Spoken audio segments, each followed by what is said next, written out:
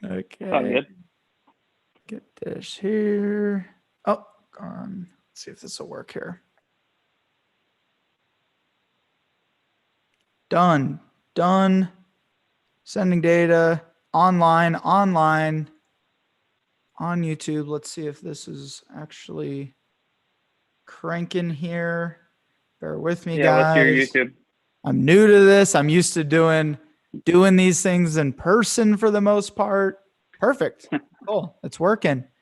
And then I'm going to Awesome. hit record here in the cloud. Cool. You can hear me okay? Good. Yeah, we're good to go.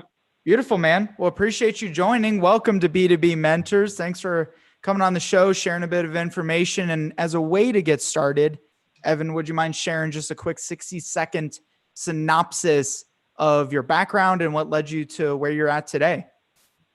Yeah, name's Evan Priesel, Director of Marketing for Univex Corporation. We are a equipment manufacturer in the food service industry for large commercial equipment. My background's in digital marketing. Both my undergrad and graduate degrees are in digital marketing.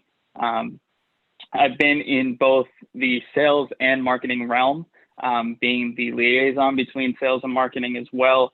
But I've always been in the manufacturer space in my professional career, both working with design manufacturers and now commercial equipment manufacturers. So that's my background. I manage a small team in-house. I manage a bunch of outside sales reps, so my hands in both the sales and marketing aspect of the business.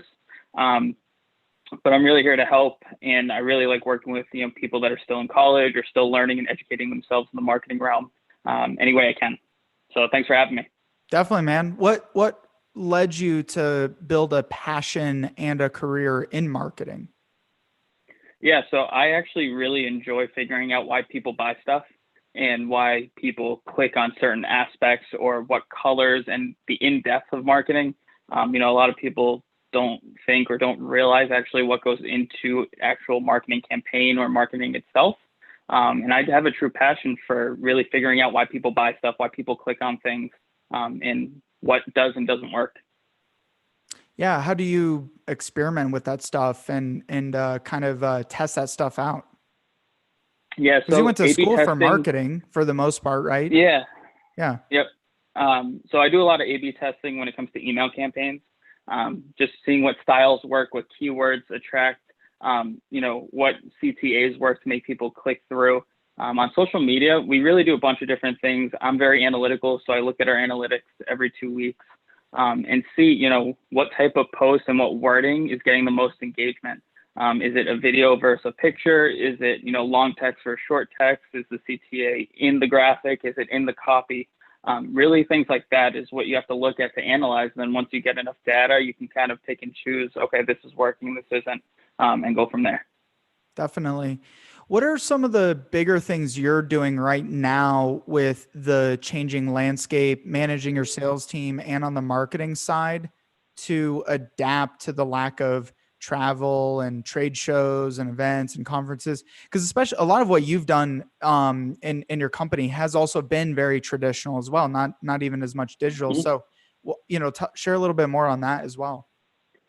Yeah, so in our industry, trade shows is huge. It's a good amount of our business. We get a good amount of leads from that. What we've done as a company is transition to more webinar digital trade show-esque. So I've been doing webinars for my sales staff on educational webinars. We've been doing a little more trade showy like webinars for our customers, just to keep the brand top to mind, fresh to mind. But we've been really focusing on people to people, or what I call human to human interaction digitally. So instead of being very salesy and pushy, it's been more of a step back, understanding that everyone's in a tough time, and then switching our marketing efforts to that. So instead of saying, hey, buy my product, you say, hey, this is how our product can help you during these times. We're here to help. Let us know. Let us know. We're here. It's been very empathetic. That's a big word we've been using, but at the same time, making sure we still get the point across, and educating as much as we can.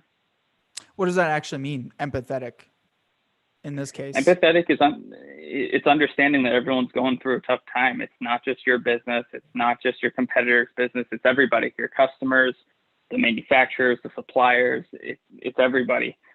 So again, I consider it more human to human. put yourself in the customer's shoes, say, hey, we're all struggling right now, and how can we work together to solve a problem? Yeah. So human to human, not so much marketing to businesses, but being much more personable, person to person. And you're doing that all through what channels are you leveraging? Yeah, so we have a YouTube account. We have Instagram, LinkedIn, and Facebook. Those are our big four for us. We use email marketing as well. But again, our email marketing is so segmented and targeted that the wording and the verbiage obviously changes to who we're targeting. But even on social media, it's not a salesy post. They're very, again, I use the word educational, informative, and just being human, being a personalized brand, right in these tough times. And one thing that you and I talked about that I thought was really interesting the other day, and so many marketers are missing, is acting like, content is currency in the world that we're in. I think that's hopefully apparent.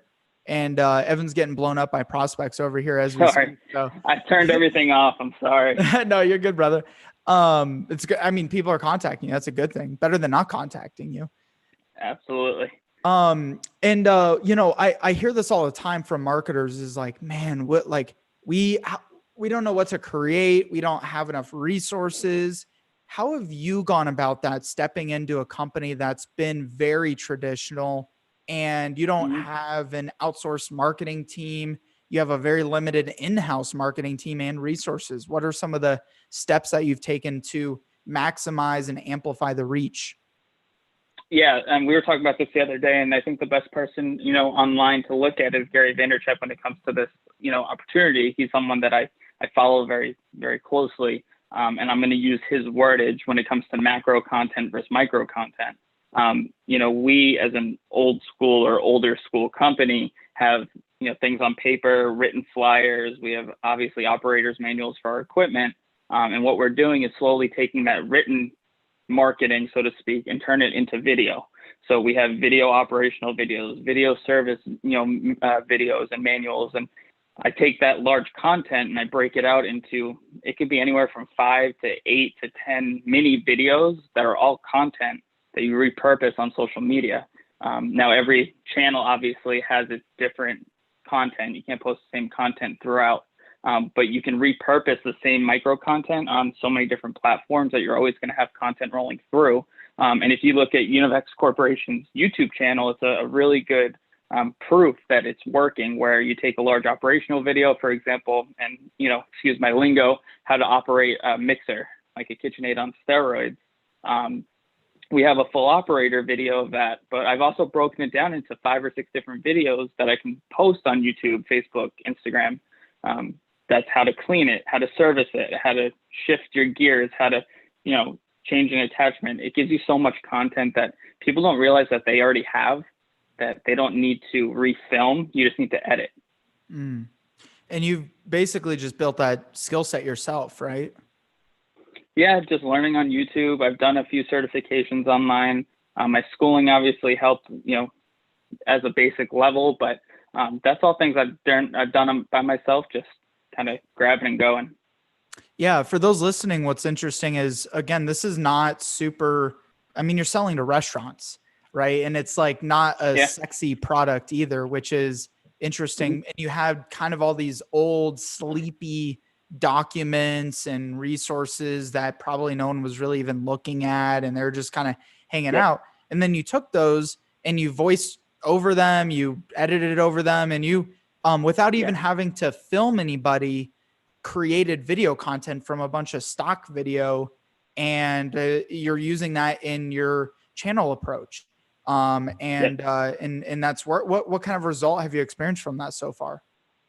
Yeah, our engagement has gone up dramatically. Our quotes coming from our website has definitely spiked up because we backlink everything to where the information can be found. But more importantly, the silly questions that we used to get on the phone are now being answered for people online, and it's saving us and it's saving the customer a lot of time. So it's more than just, selling. It's actually saving everybody time and money. It's funny you said the word, it's not a sexy product. We had a marketing conference in Miami in February for the food service industry. And digital marketing in the food service industry it's slowly getting there. It's a few years behind. And the big question we were all trying to ask is how can we make the industry a sexy thing to market? And it's funny that you mentioned that because it's tough. It's large equipment. Once you see the end product of a nice pizza chef or something like that, it's a little more sexy than the machine that's making it or helping to make it. But it's funny that you mentioned that because it's definitely hard in the industry. Right. Why do you think, where do you think most marketers are failing to recognize some of this stuff? One, I think they're failing to recognize the importance of community. That's huge for us. Like my team is always just out on Instagram, on Facebook, engaging with the community, not waiting for the community to come to them. And second, like we already talked about, repurposing content. Just because you posted a picture once 3 months ago doesn't mean you can't take that same picture and turn it into a video and post it again 2 to 3 months later. People feel like they run out of content where it's the opposite. You already have content and you just got to figure a way to repurpose it. Definitely. And what I found interesting too is, not just content, but that one-to-one engagement, which we, kind of touched on in the beginning, is a lot of B2B marketers are either just using LinkedIn or just using Facebook or maybe just passively using Instagram. But you're selling to the restaurant industry as well. And you're also wanting to drive demand from those chefs and, people who are in restaurants, not just the actual stakeholders, procurement departments, the ones that most marketers are really thinking about. Walk a little bit through that actual strategy you're taking on Instagram. I thought it was pretty interesting and seems to be working for you. Yeah. So I call it a power half hour. If anybody wants to follow Ed Stulak, he's a very good marketer on Instagram, and he's the one who taught me this. He uses a strategy called Power Hour. And what that is your company, you sit down, you pretty much list out your top 10 hashtag keywords, your keywords that you search, whether it's for SEO purposes, whether it's your target market, and those are your quote unquote hashtags. You type in the hashtag for us, let's use the example, I don't know, chef. Type it in on Instagram, you go to most recently posted because those people are engaging on Instagram, and you just start engaging with the community in that chef community. You comment, hey, your product is awesome, looks great, whatever it may be, quotes, likes. You can even send a direct message and say, hey, I saw your product, it looks awesome. Let me know if there's anything I can do, but just wanted to say hi. And that literally builds a community. What happens is people start seeing your tag and your brand in other people's comments or posts even.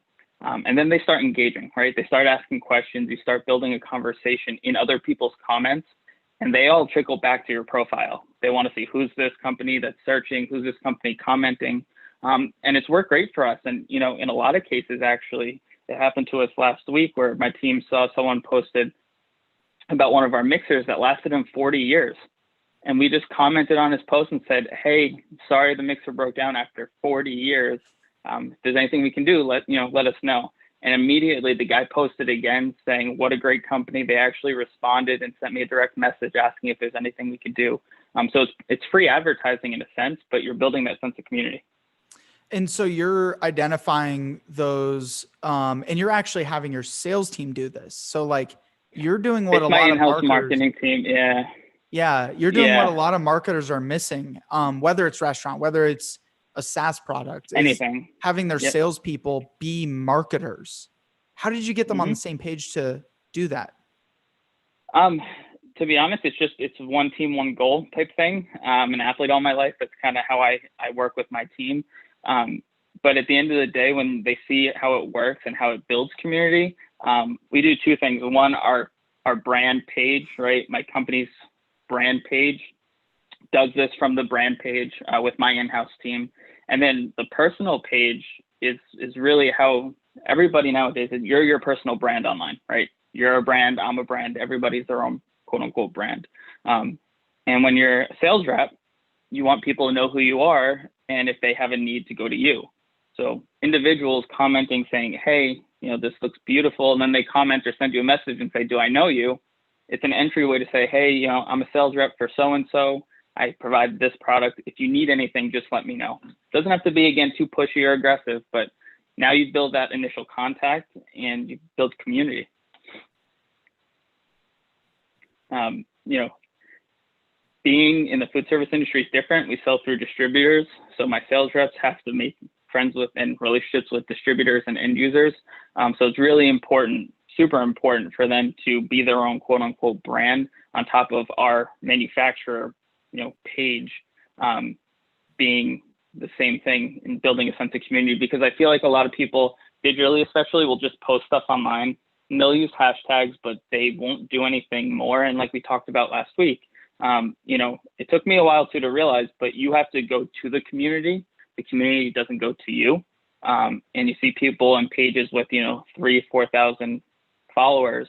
And that's, you know, 90% of the time them going out into the community and helping and interacting, not people just going to your page and just starting to like all of a sudden. Right. You have to actually engage, have to actually go take that approach. I think a lot of marketers make that mistake too, who aren't implementing that, is they recognize content's important, but they're either first off, they're not even sharing their own custom content. They're just blasting out a bunch of industry stuff that probably leads to competitors, from what I've even seen. Yeah. And then secondly, they're just sharing stuff out on a wish and a prayer that it's going to get discovered and get found. Mm-hmm. You got to do a little bit of both, which is what's been successful for you guys, it sounds like. Yeah, obviously it's easier to do on certain platforms such as Facebook and Instagram compared to a YouTube, where there's so many different channels and so much content out there. But even on YouTube, if you see something cool, like on our sales reps all have their own pages, the individual sales reps, the companies, and we comment on all their pages and make sure if anyone comments on their pages, we're following up. Even it might not be our customer, but just to say, hey, we're here, and it makes them search, right? You want people to start searching. Who is this? Click on it, like, comment, whatever it may be. And a lot of people miss that aspect. I feel like there's a number of marketers who intuitively know they need to make this approach, especially because of lack of travel, you know, trade shows, events, sending a sales rep out to a location to take a prospect out to dinner. Was there pushback from your leadership when you started talking about implementing this stuff, or were they pretty much on board right away? They were pretty much on board, and the main reason because that is, I think, because I gave them the reason why. So I did a full presentation the second this all started to come to fruition, and we saw, you know, one trade show start to postpone the date, not even cancel, but postpone. I put together a huge presentation. I was like, this is where we need to shift our marketing efforts and our tone, and here's why. And then I also gave in a PowerPoint, you know, for college students, PowerPoint's still very viable in a true business. Also, what happens if we don't do it, right? So here's why we should do it, and here's what's going to happen to us if we don't. And you want to stay out of this zone. So they were all for it. They said, as long as you can make it happen, go for it. And that's what we did. And we're still doing it. So it hasn't been too much of pushback because I had to back myself a little bit, but understanding the business side of things and what your competitors are going to be doing, you want to make sure you're either in front of that or within the top, 2% of that pack. What resources would you recommend to other marketers to make that pitch? The pitch of switching, to be honest, Google does a lot of statistics when it comes to, you want to make sure it's obviously a viable source, but I use Google. I also use your competitors' channels, right? So go to your competitors' Instagram page and see, in the last 2 months, how did they switch their posting and their tone? And has it worked for them? Has it not worked for them? Analyze your competition. And that's what I did. The first week, I really analyzed our competition, both on social media, on SEO, on their website, keywords that are working for them, where they pop up maybe ahead of us. And you utilize all that data, raw data with screenshots and real numbers. And we talk about college and what is it missing, right? It's that real aspect of things. And numbers back everything, right? If you want to, that's what I did. And it's been working. And that's what we used and what kind of strategy. numbers, like numbers on companies going digital or sales growth, or, what kind of numbers are you pulling? So we pulled numbers on, obviously engagement, right? For us, For competitors, I use simple KPIs, comments, likes. I use hashtags that are trending, that are new hashtags compared to old hashtags. Obviously, you have to share how many companies now are going digital, but the importance, right? So engagement, obviously, click-through rate is huge for us. Open rate on email marketing, how can those two on email marketing specifically engage and increase? Things like that where it's tangible, actionable KPIs are the numbers that I use. And then on the on the negative impacts, what were some of the negative impacts you recognized of not jumping on this right away? And that your leadership team was like, oh shit, we need to do this like yesterday. So the major number one impact for us was distributors aren't going to want to sell our product if we get too salesy, if we don't adapt real quick. Secondly, our brand image, we've been around for 70 plus years. Our brand image, if we don't do anything in these times, is going to go down the drain. All the effort we put into it's just going to go down the drain. You see, and again, even in the bad side, you bring up your competitors, right? You want to do what the best in the industry are doing, what the best in the business are doing. And that's what I did. So I said, guys, we don't want to fall behind. We've built a brand over 70 years. What we're doing now is working, and this is what we need to do even more to continue to work. And here's why with our competitors, with those numbers. And I have numbers to prove it, whether it's on social media engagement, email marketing. Email marketing is the last couple of weeks has been huge because everyone's on their phone sitting at home. They're opening emails, and most click-through rates on email marketing is like 9%. And that's like average, right? And the last 90 days, our click-through rate has been 49%. I mean, you're talking half our entire database is clicking through emails that we send out targeted. But that's little things, and the wording and that's obviously changed, but little things like that where we've adapted and changed the last couple of months have definitely helped us.